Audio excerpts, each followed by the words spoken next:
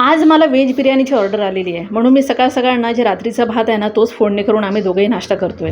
कारण आता चपाती भाजी बनवायला बसले ना तर वेळ खूप वाया जाईल आणि म्हणून आम्ही ना रात्रीचंच आज खातोय.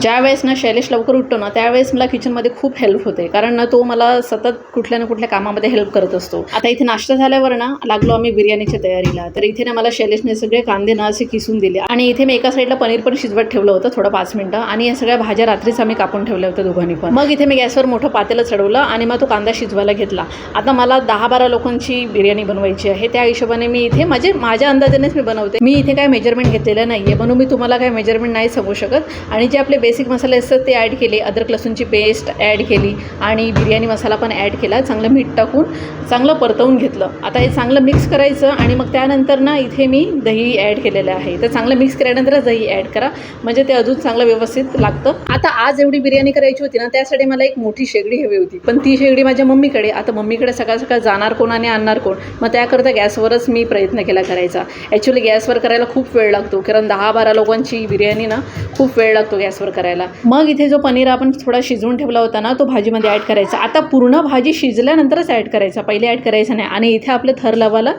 तयार करायची. आता हा तांदूळ कसा शिजतो आणि कसा बनतो हा तुम्हाला माहितीच आहे, म्हणून काय सांगायची गरज नाही. तरी पण मी एक सांगते की हा भात शिजताना फक्त 80% शिजला पाहिजे, पूर्ण शिजला नाही पाहिजे. आणि आपले थर मस्त लावले, पुदिना, कोथिंबीर, बरिस्ता आणि थोडंसं तूप ॲड केलं. मग पुन्हा मी त्यातली भाजी काढून ठेवली होती ती पुन्हा दुसऱ्या थराला लावली आणि मग पुन्हा भात टाकला. आणि तीच प्रोसेस जी आपण पहिली केलेली आहे तीच, फक्त त्यावर ना मी पुदिन्याची पानं नाही टाकली, कारण पुदिन्याच्या पाण्याने ना थोडंसं म्हणजे असं काळसटपणा येतो म्हणजे बिर्याणीला, त्याकरता मी वर ॲड नाही केलेलं आहे. बाकी मध्ये मी लेअरला ते ॲड केलेलंच आहे. आणि मग चांगलं 10-15 मिनटं मंद आचेवर शिजून घेतलं. आता ही बिर्याणी मी प्लेटमध्ये काढून दाखवू शकत नाही, म्हणून मग असंच ठेवलेलं आहे. चला मग बाय.